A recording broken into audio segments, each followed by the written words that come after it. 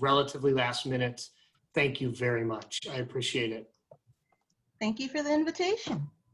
Of course.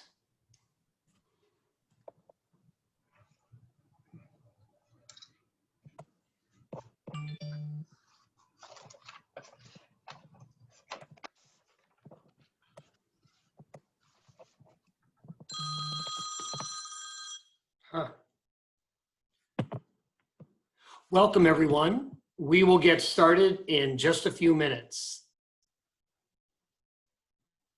Annalise, who is making things working, will text me to let me know when I need to get rolling. And let me just thank you all for tuning in to our first ever homecoming virtual speaker series.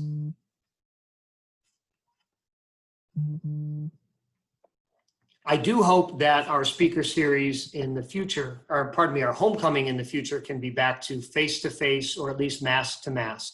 But now I'm grateful for your grace and compassion and flexibility and bearing with us as we try to continue to reach out and make contact with our alums and our community in a virtual way. So I thank you for that, and I'm glad that so many of you are here this morning. So good afternoon and welcome. My name is Gary Ritter, and I am very excited to be here with top educators from around the state and faculty here from St. Louis University. I want to thank you for joining us for today's event, hosting again our first ever virtual homecoming weekend. Before we begin, I have a couple of quick announcements. If you have any technical issues, please reach out to alumni@slu.edu, and we will be manning that email, and we will be as quickly responsive as possible to get you set up. We'll be monitoring that account throughout the event. Additionally, we want to hear from you today, and we built time in at the end for Q&A. So please send your questions, thoughts, comments, whatever you like, using the chat feature in Zoom. I'm sure most of you are used to it by now more than you ever wanted to be, for sure. If your question or comment is directed at a particular panelist, please indicate that panelist's name with your question. I believe we are mostly going to save questions and comments for the end. However, if you have a quick clarification question in the chat, we may be able to answer it while we're running through, but I can't promise you there. Just a quick overview of the program. We're going to begin with Melissa Grandel. She'll speak first. She's going to be followed by Dr. Danielle Joy Davis from our School of Education and Dr. Karen Hall from Maplewood Richmond Heights Superintendent. Each follow-up speaker, each panelist will have about 10 minutes, and we'll conclude with Q&A at the end. I'm excited to introduce our panelists, so let me get going. First of all, Melissa or Misty Grandel is the 2020 Missouri Teacher of the Year, serving as Missouri's rep in the National Teacher of the Year program. She wholeheartedly believes that all students deserve a fair opportunity to learn and succeed no matter what their situation or background.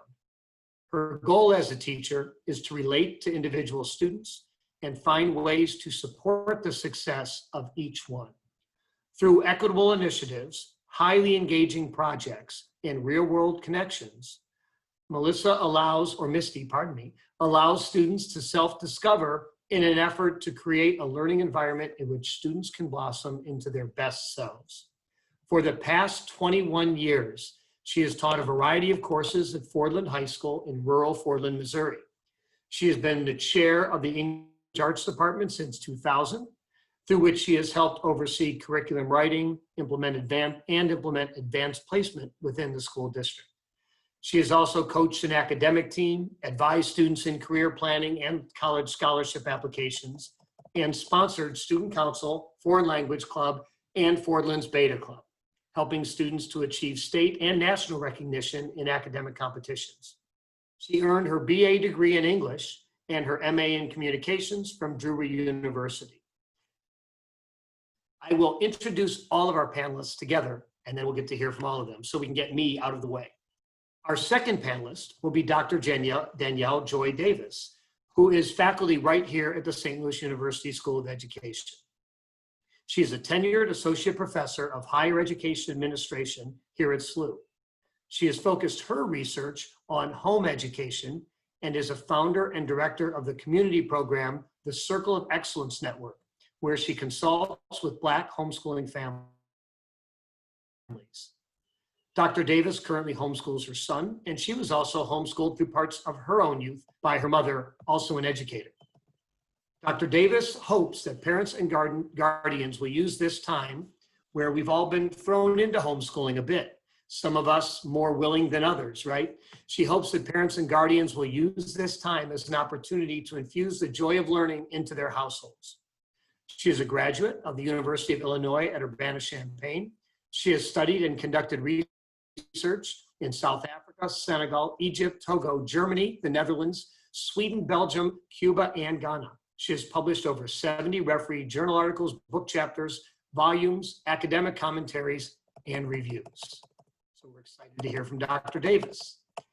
And finally, Dr. Karen Hall will serve as the cleanup hitter in, I guess, this three-person lineup on this panel. Dr. Hall is the superintendent of Maplewood Richmond Heights School District, where she has seen a great deal of success. Since becoming superintendent, she has implemented the Public Education Leadership Project, which works to close the achievement gap and ensure that all students can achieve higher levels of academic success. Her school district has received national attention for its sustainability practice, even being named a district of distinction. Hall served as an educator and administrator for 19 years before taking on her current role. She has an academic background that includes educational leadership, special education, and a strong focus on educational equity. Dr. Hall was a 2019 National Conference for Community Justice honoree, and in 2014 was named an Inspiring St. Louisan by the NAACP of St. Louis County. She has also received the 2020 Excellence in Education Award from the St. Louis American Foundation. Dr. Hall believes in the importance of diversity and inclusion in education and is committed to providing educational excellence to all of her students. She also focuses on providing opportunities to explore social justice issues, engage in the community, and have access to self-exploration. I'm sure you'll all agree that this is an excellent and highly accomplished panel, and I'm going to stop getting in the way of this group, and I'm going to hand it over to Misty Grandel, and we're thrilled that you came out of your way to visit with us at SLU. Thank you, Misty. From your classroom, I see. Thank you, Dr. Ritter. It is so nice to be here. Thank you for that lovely introduction. Good morning, everyone. Thank you so much for joining us today, and thank you for the opportunity to speak about Missouri students and what they've been facing, the equity issues that have come to surface, and some of the ideas that I have about what we can do to counter those issues. I am so thankful to St. Louis University for inviting me to be a part of this alumni event and for the amazing work the university does on a daily basis to fight inequities, not only in the education department, but across their campus and their greater curriculum. First, though, I'd like to share a little bit about myself and my experience as an educator to better frame for you my perspective. This is my 26th year teaching, and it is my 23rd year in the Fordland School District, where I teach high school language arts, as Dr. Ritter said. I teach 7 hours a day, being paid for a planned time after the traditional day ends. So that's a little bit different, but they find that they need more teaching. We don't have enough teachers, and so they have us kind of pick up hours here and there. My course load includes advanced placement language and composition, English 2, English 4 research, dual credit public speaking, yearbook, and Spanish 1 just this year. Fordland is a town that most people don't have a lot of experience with, and so I want to contextualize that for you just a bit. The town itself has a population of about 800 people, and we're located 25 miles east of Springfield. The district itself is about 75 square miles, which means that many of our students bus for over an hour every morning and afternoon. We're on the edge of the Ozark Mountains, and so that means that our terrain is very hilly, and so only about 35% of our students have high-speed access to the internet. Our high school has right at 150 students, and there are 15 full-time faculty members. Only about 1/3 of those teachers have an advanced degree in comparison to 65% statewide, and our salary on average is about $13,000 less than the state average. My largest class this year, though, is 15 students, and my smallest is 4. Our free and reduced lunch rate is a little bit over 60%. And gosh, it seems like I've given you a lot of information really quickly, but I'm hoping that you get a picture that it's a very small town where most of our students who choose to go to college will be first generation college students, and the majority will go on A+. And so as a whole, we sort of struggle with generational poverty. And so that's sort of where that equity piece comes in for me, is trying to help these kids who are considered rural and generally considered poverty continue to excel. So as Missouri's 2020 Teacher of the Year, my focus has been on the inequities faced by Missouri students, especially in rural areas of the state. And I'd like to dive into my experiences, and especially those within the last 6 months during the pandemic, more deeply. But first, I want to spend a few minutes on defining equity for you. So findings by the U.S. Commission on Civil Rights, and of course I'm going to read the exact definition and information from them, indicate that students of color, students from low-income families, rural students, students with disabilities, and students with limited English proficiency are often relegated to low-quality school facilities that lack equitable access to teachers, to instructional materials, to technology, to technological support, to critical facilities, and to physical maintenance. Missouri, our Department of Education indicates that inequities exist in students' access to greater teachers and school leaders across the United States. Students of color, students from low-income families, rural students, students with disabilities, students with limited English proficiency, and students who struggle academically are less likely than their peers to have such access. We know then that equitable access is an issue. We know that we have large blocks of our students who fit in a population who are not provided access to the tools, the technology, or high quality instruction necessary to success in our society today. Equitable access can be difficult to understand because we tend to think of it as a race or color issue, which certainly it can be and is, but it's also so much more than that. Consider it like this. Would we give a tall person a box to stand on to reach a cabinet he can already reach on his own? Why would we give him resources he doesn't need?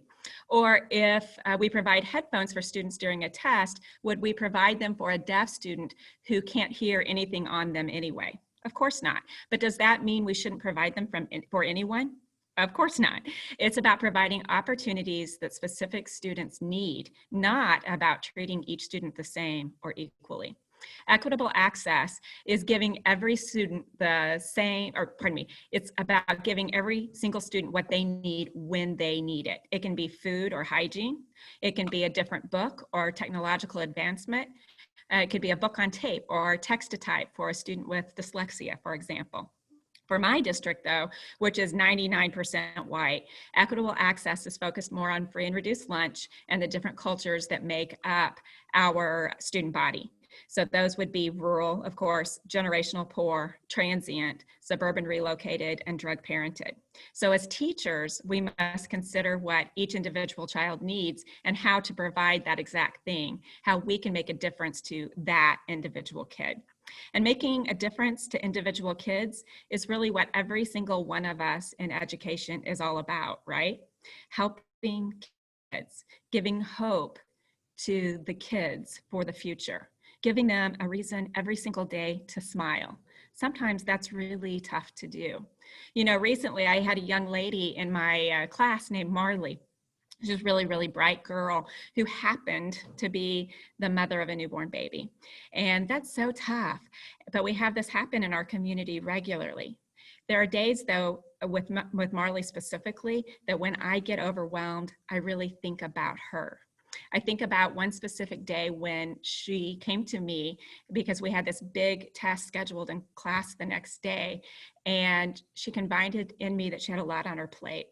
She told me that her dad was due in court that day and that he was probably going to go to jail. She told me about the drug raid that had occurred at her house and how the whole family had tried to hide the evidence when the police arrived. I think about what that was like for her, what that was like for a new mom with a brand new baby. I think about the cycle of poverty that Marley was born into, the statistics that scream that she'll never, ever get out. I think about her need for a mentor, someone who could listen to her and give her hope for her baby's life. I also think about the fact that she came into my classroom every single morning just to say hi, and she would just wait for me to ask about how the baby was. She even did that when I didn't have her in class anymore. The fact that she kept studying and she didn't give up on school just because her life was tough. Marley needed educators to be there for her, and she needed them to say yes to her. I also think about Jordan. Jordan was a sweet boy with ADHD who just couldn't seem to find his way. Every single day, he would find himself in the principal's office. He painted his hand and left handprints all over the biology room tables. He'd taken a bite out of the art teacher's sandwich. He'd climbed out of the math teacher's classroom window. Every teacher dreaded having him in class. Every teacher lost patience with him within the first month of school. Yet he finally told me that his dream was to be a kindergarten teacher. He worried that everyone was right, though, that he was destined to fail. I think about how his energy was perfect for 5-year-olds. I think about how his smile would be infectious to them. Jordan needed educators to see his potential, and he needed them again to say yes to him. I think about my students. I think about the student who moved in as a sophomore and didn't know how to read and just wanted to drop out at 17. The student who was popular, an all-state athlete, but she had a paralyzing fear of failure. The student who gave his best friend meth for the first time and then unwittingly left him to die. The student whose mother died of brain cancer. The student who couch surfs because his parents don't want him at home anymore. You all know those students too. They find their ways into our hearts and into our worries. Each one of them needs educators to see them. They need those educators to say yes to them. When we do say yes, though, it's incredible what these kids whose struggles seem so monumental can accomplish. Marley? Well, she's about to graduate and she has a job. The baby is just about the cutest thing I've ever seen, and she's just doing so well. Jordan, he is now in an early childhood education program, and he can't wait to have his own classroom. The student who wanted to drop out, he graduated and received his ASA mechanic certification. The girl who lost her mother, she just placed second in a national poetry contest this summer. We give the kids a chance, we give them hope, and they find their way to success, to their future. All we have to do is say yes to them. So what I'm saying is we need to give students opportunities. And one way to do that is to make sure that they have quality instruction. They need educators who care and who see them and their specific situation, who believe that they can succeed. You know, my principal loves to tell a story, a specific story about me in my classroom. She always asks kids right before they graduate who their favorite teacher was. And the first year, she was amazed at how many kids said that they enjoyed my class most of all, even though so much of the year they complained about it. In fact, they would complain to anyone who would listen. So she tells about this boy who said, Mrs. Grandel taught me more than anyone. She didn't know I was stupid. So she made me do all of the work just like she made everybody else. So I found out maybe I wasn't so stupid after all. The fact that that child came into my classroom as a 15-year-old who was convinced by teachers that he didn't have to do the work because they felt sorry for him because he struggled. This breaks my heart. We can't let kids down like that. We have to be there for them. But what can we do about this? How can we help? Well, John Antonetti, who is the author of the book 17,000 Classrooms Can't Be Wrong, has completed research that shows us that if students are engaged in a learning activity that requires critical thought, then, and it's just 20% of the time, then that gap created by income inequity is closed. That's just one lesson per week per course. If we can manage to get students to think critically 1 day a week, we can close the gap. To do that, teachers need to create engaging lessons that are rigorous. Unfortunately, in the majority of classrooms, though, only about 2% of the lessons contain high-level instructional strategies and rigor. And most of the time, all that's really needed is simply rephrasing the questions we ask. To use one of Antonetti's examples, it's the difference between which president did the most for poor Americans, which is basically a search and find and basic analysis, versus how would our lives be different if FDR had never taken office, which then asks for critical thought through deep analysis and evaluation instead. And so suddenly these kids are thinking critically. They are coming up with these answers that are much broader, and then they are able to affect their own lives through them. They can see, this is why this matters to me. This is why this president is important to my life. And that makes all the difference in their ability to learn and in our ability to help them close that gap. It seems pretty simple though, doesn't it? What isn't simple is helping these same kids in the last 6 months as they've struggled through this pandemic. COVID and campus closures that occurred in the spring laid bare what I would consider the inequities that so many of our students face on a daily basis. We now know that many kids in inner cities and in rural areas don't have internet. We now know that many of their parents are ill-equipped to homeschool their children, even in the best of circumstances. We know that paper packets that those schools sent home and students received are not the same as far as rigor is concerned. We know that the engagement and the clarity provided through those packets was not the same as the technology-enhanced lessons that were teacher provided via Zoom and Google Meet in wealthier suburban districts who had internet access.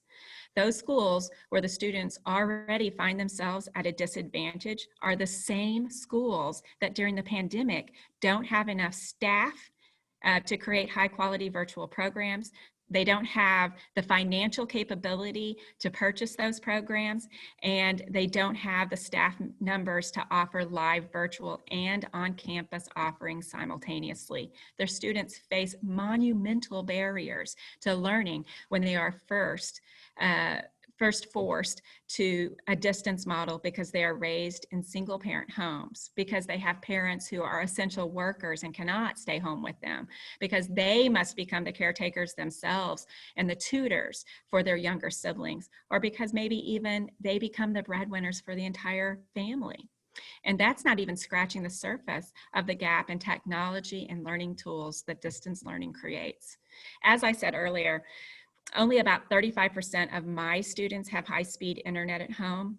In comparison, statewide, 65% of Missouri students have internet access. This discrepancy can be seen in every rural and urban community across the state. Rural schools don't have the infrastructure in place for high-speed internet, and many urban students can't afford the price tag on it. Even if they did have access points, many don't have the devices beyond phones to use for virtual learning. This becomes even more worrisome when we consider exactly what this means for the individual student. 6-year-olds cannot be expected to learn to read without a teacher. Online reading instruction is incredibly difficult. Remotely, without internet connection, it would surely be impossible. We cannot expect parents or older siblings in so many cases to carry this burden or that of hundreds of other virtual or vital curricular objectives. And not that parents can't do a good job, because of course they are our children's first teacher, but right now when so many other burdens are on them, this can seem too much for them. So this is a problem that can no longer be ignored or put on the back burner. These inequities exist. They are negatively affecting kids, and they are helping to continue a cycle of poverty that is inexcusable. Certainly, this is not due to the pandemic, but it has become so much clearer because of it. What that means is that in the short term, many of our schools are endangering the lives of students and their families, as well as those of the teachers who serve them, because the districts recognize that to continue distance learning may protect the health and well-being of students in the short term, only to create a lifelong chasm of inequity down the road.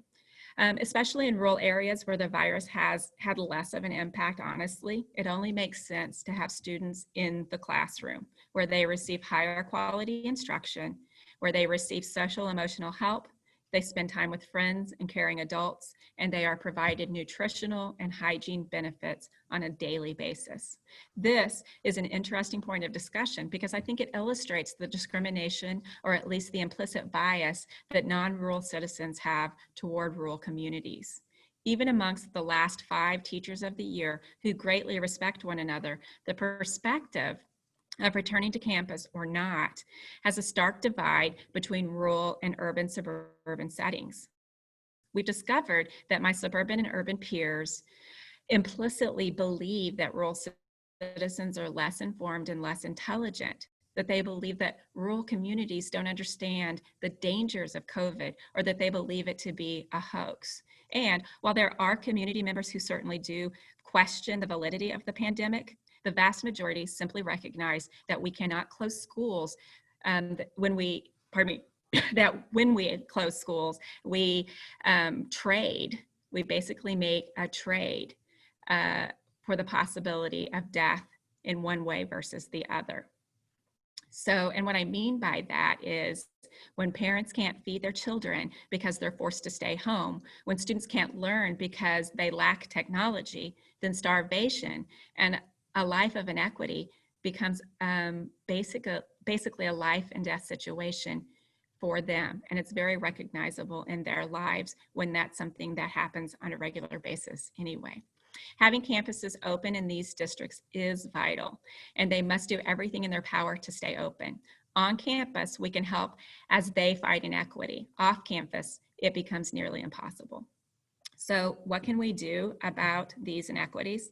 This, of course, is the million-dollar question. First, we need to find ways to get highly qualified teachers in the classroom. Colleges like St. Louis University can encourage their best and brightest education majors to consider accepting positions in inner cities and in rural communities. We can find ways to offer graduate programs to the teachers in those schools who haven't pursued an advanced degree because of the cost and because of the extra duties and workload that are inevitably a part of these cash-strapped districts. We can ask lawmakers to view internet access as a basic human need instead of a luxury. And we can also ask them to defray the cost of it in communities much the same as did occur with electricity a century ago. We can tweak education funding formulas so that poorer communities don't rely so heavily on low sales and property tax bases.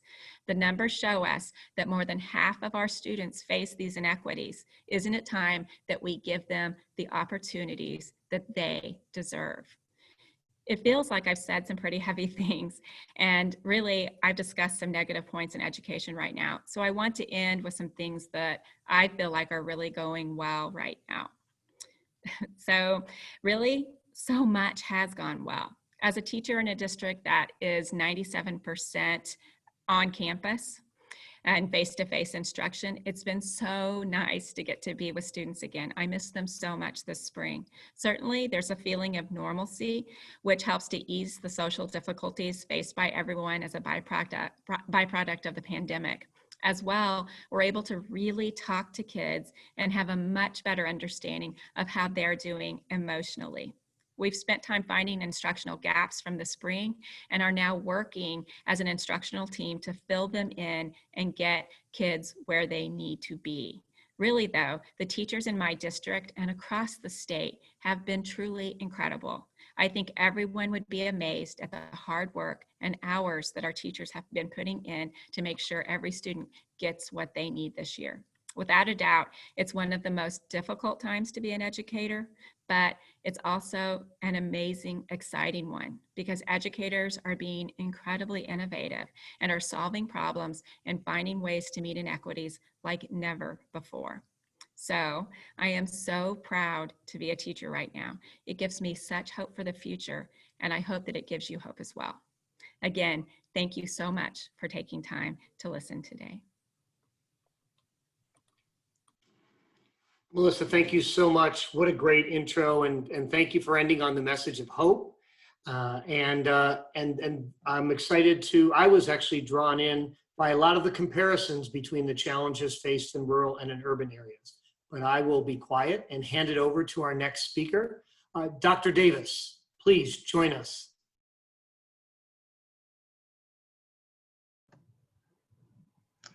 Hello, everyone. Greetings, greetings.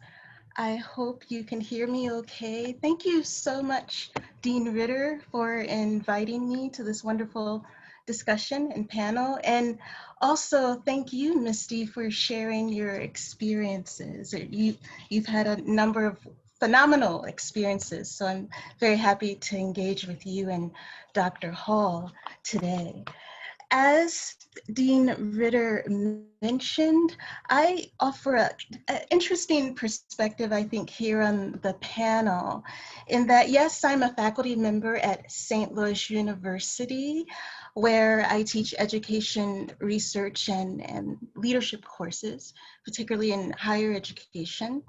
But I also hold a very interesting vantage point related to education in terms of its capacity, as well as the role of the community and parents in that process. And the thing I think that makes my viewpoint quite distinct from other viewpoints is that I am a product of home education. My mother, who is an educator, Dr. Linda Davis, she homeschooled me on and off throughout my youth. And in addition to that, I have consulted Black homeschool families nationwide over the years and have homeschooled my own son for about 2 years now. So in terms of the benefits of home education, in terms of the roles, the clear roles that parents can hold in the process to improve the education of our youth, I believe that parents definitely have a wonderful role to play if that is nurtured. Now, as I mentioned, I consult all homeschool families. However, the population that I focus on in terms of my study have been Black families, and particularly Black families in the Midwest, as well as Black families narrowing it even further here in St. Louis. And in essence, I think it makes sense to call into, in terms of framing the way that I would share how equity should be approached at this moment in time, I think it's very useful to consider what's going on socially and also our context. And to share what I mean by this, I was actually on a panel this past Friday of homeschooling mothers. And there was one homeschooling mother, very successful homeschooling mother, who has been homeschooling her children for over 20 years. And despite her excellent outcomes, despite, her clearly having a set curriculum and strategies that she's used for 20 years, she basically shared on the panel that for the last couple of days that she could not teach because she was so upset with the outcomes of what happened in terms of the murder of Miss Breonna Taylor. And the reason why I bring this up is because I think that, just as Misty mentioned, we cannot think that when children enter education, that everything going on in society, that everything going on at home, that doesn't come to the learning environment in some way, shape, or form. And particularly for the population that I focus upon, parents and families as well as children of African descent, for that population, a lot of what's going on in terms of social issues, it's causing trauma. It's causing all forms of trauma for the parents. It's causing trauma for the children, whether they're elementary, middle, or high school age. You know, when you're in a situation where your very humanity is questioned at the local level, state level, and federal level, that's a traumatic experience, ladies and gentlemen. And I think that that is something that we need to remember during this time where a lot of people are distance learning, during this time where a lot of people are experiencing unprecedented stressors and traumas that we weren't experiencing, that is magnified for our Black and Brown families. And I think that we need to bring that to the table, right? So in terms of thinking about this, I think it's helpful to think about King and Swartz's view of African-centered praxis for teaching. And what they say, what these scholars say, is that when we are teaching people whose very humanity is being questioned day in, day out, that there needs to be focusing on locating students where they are, okay? That kind of hits upon something that Misty talks about. So focusing upon where they are socially, economically, right? Honoring that. Also acknowledging that everyone has something to contribute, everyone. That includes parents who are financially struggling. That includes maybe even their grandparents, right? Who are raising the children instead of the parents, you know? That in essence, King and Swartz hold that community is central within looking at things from an African perspective. And in essence, when we are educating, we need to remember that families are not empty vessels. Families, even if they're living in poverty, they're not empty vessels, right? You know, even if a family is living in poverty, even if a family has social concerns, they have a history, something that's fruitful. Maybe they had a great grandfather who served in a war, right? And received recognition in that, right? Maybe their own grandparents had done something significant in their communities, that they are not empty vessels, and that as teachers, we need to honor that and bring in the family within the learning experience in creative ways, all right? Due to lack of time, I will not go further into that, but that's a critical component. Another component is validating student culture, whatever that is, right? So instead of having a blanket curriculum for all, that we need to acknowledge student culture and bring that in to the learning process for math, for social studies, for history, whatever subject it is. We need to honor the culture, bring that into the curriculum, not, you know, only on, you know, Black History Month or Hispanic History Month, but make it a critical component of the pedagogy throughout the entire year, all right? So acknowledging culture and validating student culture. And finally, I would like to share, during this moment of trauma for so many people, if we want to move toward innovation, if we want to move toward flexibility and creating rigor through flexibility, we also need to consider context. And just as Misty mentioned, I know firsthand, because I still work with children, I know firsthand that yes, there are some children who don't have proper bandwidth. There are some children who still do not have proper technology. There's some children who are helping to raise their siblings, right? They're trying to get through their high school coursework online, but while mom or dad, they're at work, they're also helping their 7 or 8-year-old sister, right? So we have students who have all of these responsibilities, right? And we need to honor that, take that into consideration, and meet the moment. Use this as an opportunity to create innovative pedagogy, to think outside the box in terms of learning and what learning looks like. I think this is an exciting time. And because I know of the power of home education, my mother home educated myself and my brothers, and she yielded a PhD and an MD, so she did pretty good in educating us.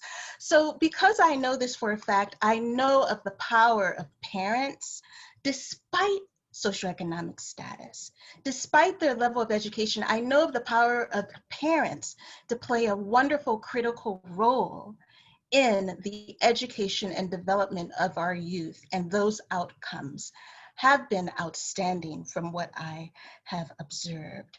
So with that, I would like to conclude. I'm very open to questions. And now I know that we have the opportunity of learning from Dr. Hall. Thank you very much. Dr. Davis, thank you. So we've heard from a teacher's perspective, a perspective of trying to teach at home during this time. And now we'll hear from the perspective of a school leader who can talk about all the challenges that are being faced in trying to manage schools and districts and faculty and students during this challenging time. Thank you, Dr. Hall, for spending time with us this morning. Well, good afternoon, everyone. And I feel so honored to be in the presence of brilliant, strong women. And everything that was said earlier, I would like to build upon that. But my perspective is interesting from an organizational perspective, knowing how our organization in a public system, pre-K through 12, has been disrupted, and I'm going to say violently, really, in the spring, abruptly, and trying to pivot at this point in time. I'm working with staff, I'm serving my community, and I also have the perspective of navigating the broader perspective statewide and also nationally, in trying to ensure that the equity is present, that we acknowledge trauma of all stakeholders, because it's not just the children, it's not just the family, it's also staff.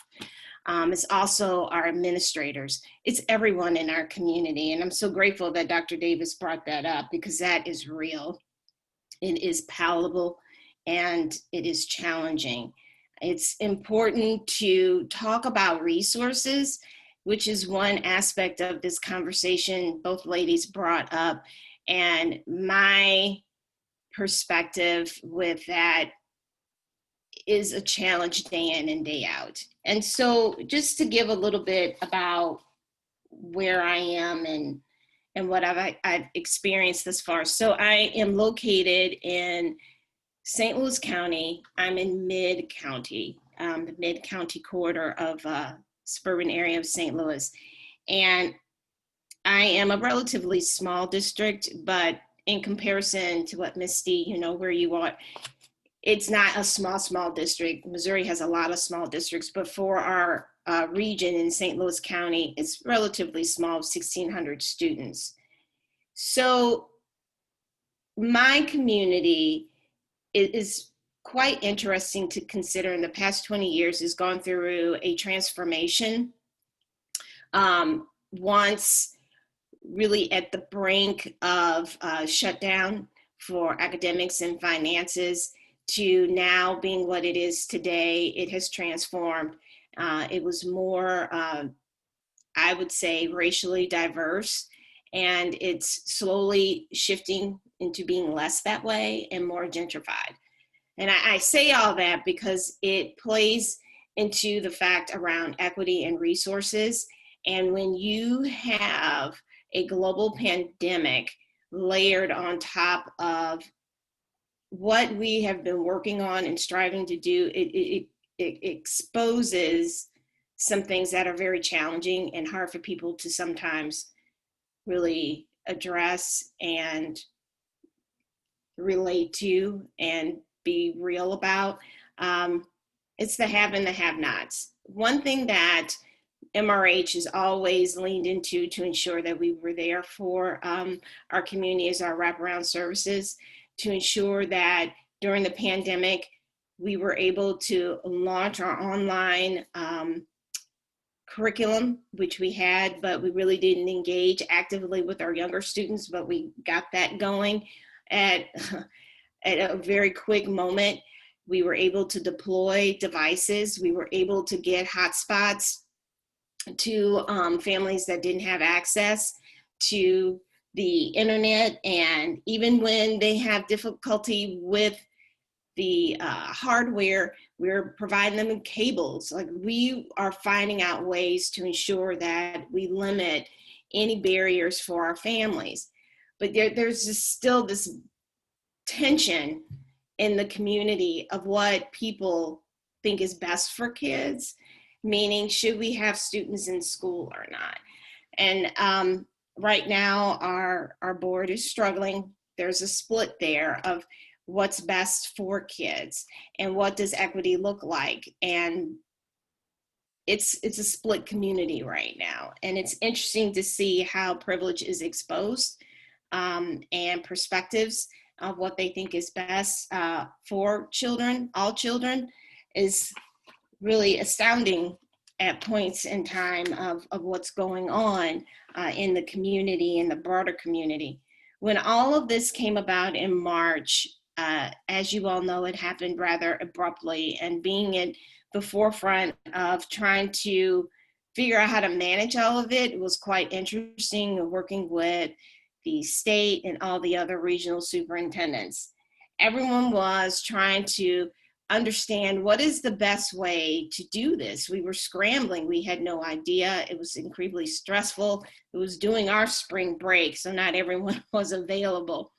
And the main thing that we were trying to understand as regional superintendents is, how do you keep people safe? And that was first and foremost. And over time, the anxiety and the stress and the fear of not really understanding the virus was setting in as time progressed.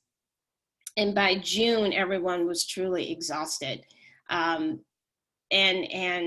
the fatigue of the fear and not being around everyone impacted all stakeholders. So by July, we were doing the planning that we were trying to prepare for re-entry. And one way that I like to describe to everyone how to think about this time we've been apart since March is 3 phases. It's closure, which was in the spring, re-entry, which is where we are right now. And then, we're not there yet, but I need people to think about this, is the recovery. There will be a recovery phase. And in all the planning that we started in July, we were thinking in multiple ways and what educators, superintendents, regional health, medical professionals, we were trying to ascertain, okay, what is safe? What is safe for students in schools? And developing planning to reflect that. And that has changed over time because more information has come out. And some of that has been politicized, which is extremely challenging from my perspective in bringing in students. And then what does that look like instructionally in the classroom to meet the needs and the rigor and all of the things that the ladies had brought about so everyone's safe, including the staff, because we didn't talk about the teachers as much. This is an integral part of this work and equity and how they can engage and be effective if they feel safe when they have children at home and they're at home as well and they're trying to educate virtually and also educate their children, which are being taught virtually. So if you could see, there's this long and intricate web of how these all these elements have played out. So when I work with my staff and I start talking to my community, we are thinking about the decisions that we're making that will impact recovery, and we're not really sure what recovery will look like. but we need to make sure that we're not so short-sighted in how we move forward. And we have to think of who does this benefit when we know in my community that's essentially gentrified, and there is this division and who has resources outside of what I can provide in the school system to close those gaps. How do we come back together again? How do we ensure we have thoughtful, strategic, inclusive decision-making as a system right now to ensure that we're all back together again? It's challenging when we are now still all virtual. And I know there are people who have the resources, including the time, so they can nurture the curriculum for their students at home. It's not necessarily always they have money, but they have the time. They have the social emotional fortitude to educate 3 kids at home, all virtual. You know, those things are going on. And then I have families that are crying. They can't manage this for different reasons. Everyone's family is different, but they're struggling, trying to bring it all together. So leading everyone through this crisis and equity, it is really the privileges that some have and the access that they have to nurture and maintain what seems to be normal as much as possible, and to bring us back in a way where we can thrive together. I'm greatly concerned right now because of what's going on in the greater community and the politics and how that impacts a K-12 environment.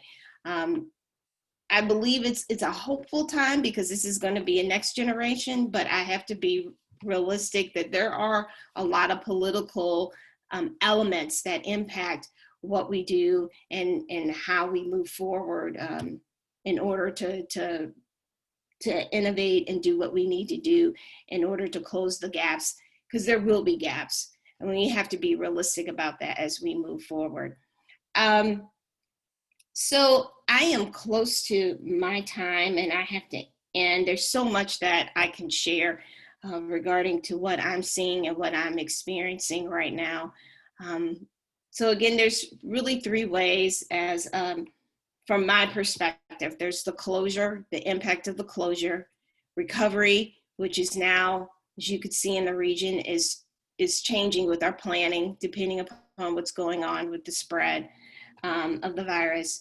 And then thinking forward about recovery and how we all come together to ensure really what have we done in the reentry phase to ensure that it's inclusive, that we're keeping children safe, that everyone can come back together and we're where we need to be. So those are the things that we're really grappling with right now in my organization. And I know regionally, that's what other leaders are trying to do, is thinking through all of these different elements of managing the pandemic right now.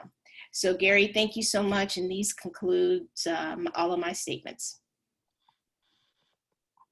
Karen, thank you. We joked at the beginning about how we would indicate to each other when we were done talking. So thank you, Karen, for that. And I guess I'd ask if the panelists could put your video on for the end. We'll just have a few more minutes for questions. Thank you all for keeping to time. I had a lot of questions I wanted to ask, but I see a couple in the chat box, which I'm going to read to the panel. I'm sure the panelists was too busy. We're too busy speaking to read the text, but Kelly Compton wrote, as a SLU parent and a teacher in Indianapolis, working in a urban district with a high rate of poverty. There's a school with a centralized pre-K and a kindergarten building, and they're providing iPads and hotspots. They're currently in person, but tasked with preparing our students to use the iPads in the event, you know, that we're all thinking about. Maybe we all have to go home. And a concern is the teachers are concerned about how developmentally appropriate it is to have the amount of screen time that we're going to have if we're at home. So I think, and you all can see it in the screen as well. I'm going to leave it open to anybody in the group who might jump in. And you're all too polite. I'm reading it right now. I'm so sorry. Well, maybe I can, oh, go ahead, Danielle. Yes, I had something very brief to share. I have, over the last couple of years, I've had the opportunity of teaching middle school and high school youth online, on and off, even before the pandemic. And one thing that I realize, and I agree with the person who asked this question, that is a concern about screen time. But one thing that I am learning is remembering that in terms of Zoom, even adults get Zoom fatigue. So I think that we need to acknowledge that for our children as well. You know, how can we create a curriculum where it's engaging, it's interesting, it's rigorous, and it can be rigorous. I strongly believe that. But does it have to be, you know, an hour and a half stretch or a full hour stretch for it to be rigorous and engaging for a young person? So that's a question that I would raise. I argue that it is very possible to have a type of teaching that's rigorous and that does not cause Zoom fatigue for our youth. So briefly, Dr. Davis, I agree with you. However, I believe you are talking about younger students, Ms. Compton. From our experience, this is where most of the challenges are coming, is with our youngest learners. And we have a tuition-based preschool currently.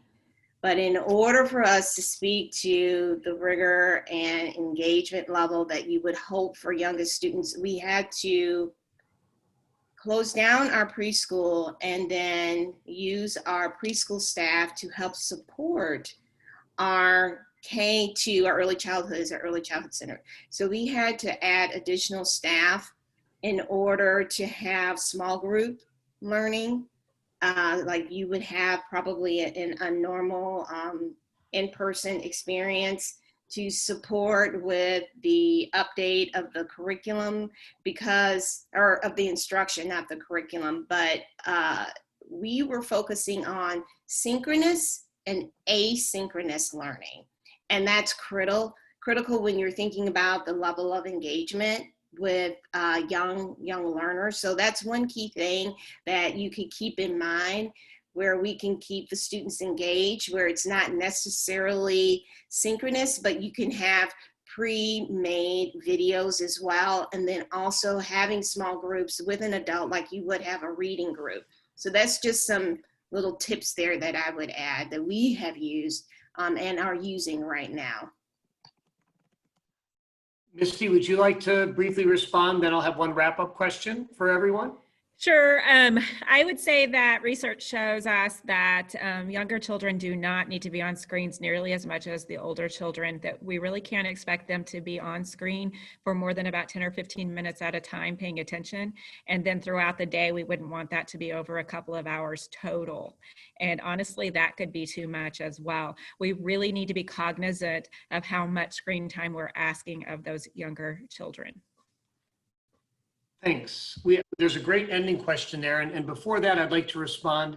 B. Richardson writes in the chat, asked, what has SLU done to support K-12, which is a great question, because I think more than just, the final question is going to get to this a little bit, but more than just training teachers and training leaders, which is certainly our primary job to support K-12. I believe, as a dean of the School of Education, that it's our job to get out and work with the districts and work with the school leaders and ask, what do they need?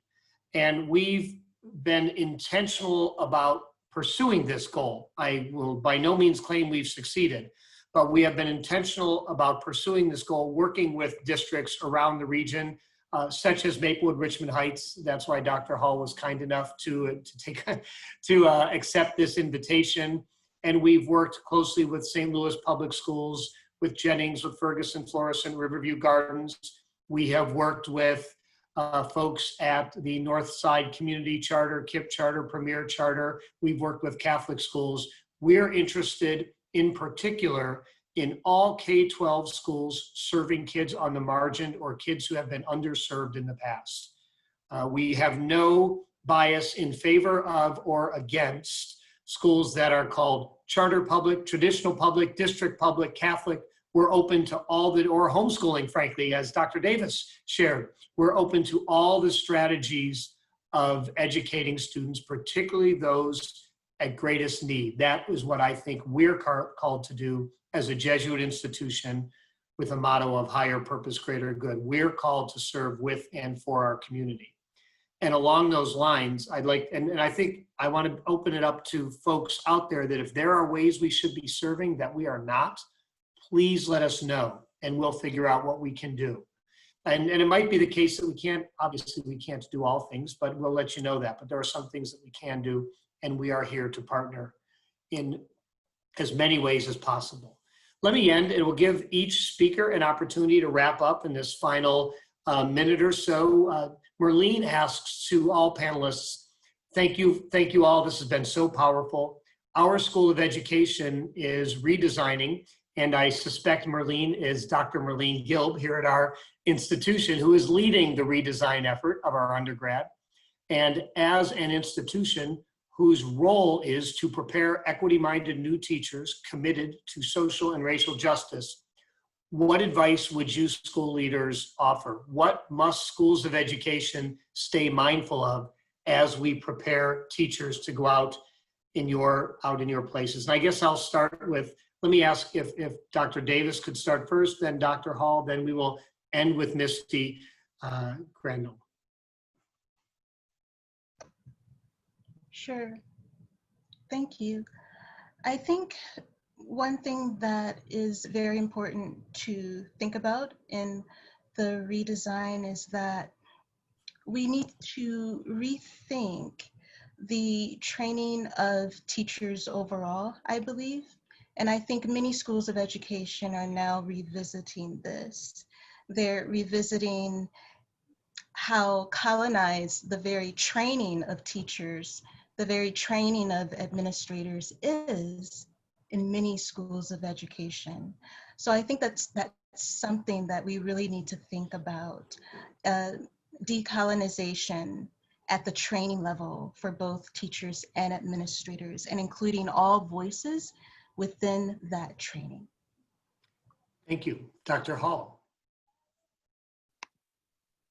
Thank you, Dr. Davis, for setting that up. It seems like you teed up my comments beautifully.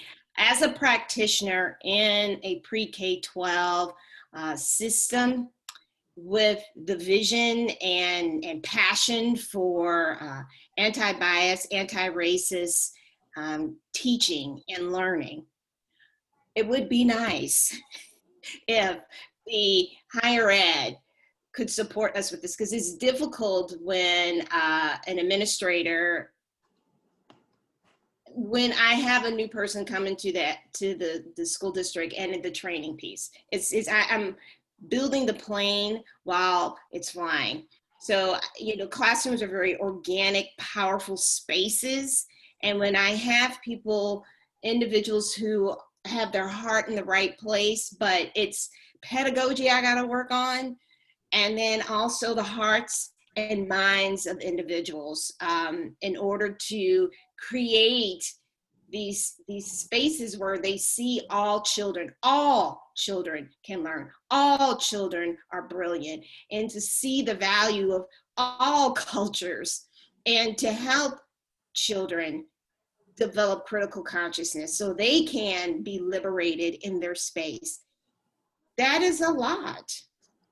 And I don't want to get into the whole practical side of that, like money and time, and I only have that child for 1 year in 3rd grade type of thing.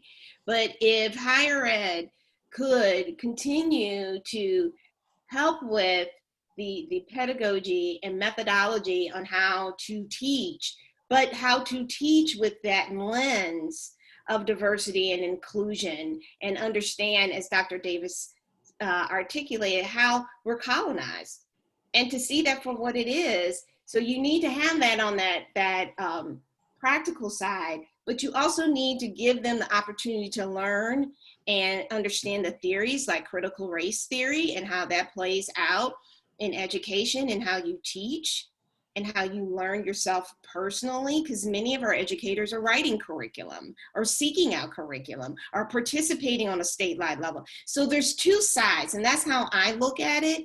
I need to ensure that things are integrated in the curriculum, but I also have to help with the heart and the mind of the individual, because America is so oppressed anyway. People don't step into this right away. It's a journey.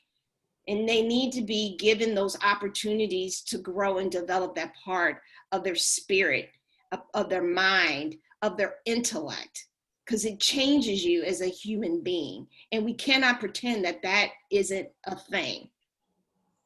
Right. So I could go on and on about that because I've been working on this forever, but I appreciate the question deeply. So thank you.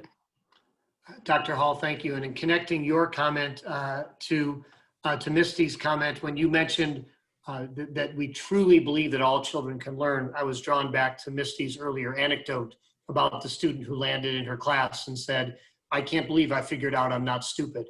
That your work showed the student that the student wasn't stupid. So, Misty, do you mind taking us home since you let us off? Sure thing. Gosh, and this has been such a great panel and such great information. And I just feel like you guys are, we're sort of like sisters in this because this is so important. And I'm so happy that St. Louis University recognizes the importance of equity. Specifically to answer that question, I really feel like I'm going to piggyback on both of these ladies and sort of repeat or echo them. But what I believe is that schools, colleges have done a great job with education majors on pedagogy and on curricular elements. They know their content when they come to us. When I have student teachers, they know their content. However, what we're finding is they're a little bit weaker on social justice, definitely, on SEL, on relationship building, and really that whole idea of how to build those relationships with kids, how to understand where kids are coming from specifically, and how to view kids as individuals, as I was discussing earlier about that whole idea. And then these ladies as well have said, we have to be able to get to know the kids on a personal level, understand where they're coming from, and recognize their needs, and not just assume all of them are the same. And just because they grew up in the same neighborhood or they have the same socioeconomic situation, that they are similar. Each kid is an individual and they have to be treated as such. Thank you so much, panel. I think there's probably virtual clapping. If those of you who know Zoom, there's a way to do that. Thank you all. I really appreciate your time. We've gone a little bit over, and I snuck my eyes into the attendee window. Everyone's been hanging around. Thank you. Thanks. What a great way to kick off a Sunday. And I look forward to working with our alumni and our community members more and more. If you have ideas on what we should be doing, please reach out. We are definitely open. Our door is open. Our email box is open. Thank you. Thank you, Misty. Thank you, Karen. Thank you, Danielle. What a great Sunday. I really appreciate it. Thank you. And thank you, Annalise, for all of your work in organizing this. Yes, yes. Thank you all. Thank you. Good meeting you all. It was nice to meet you as well.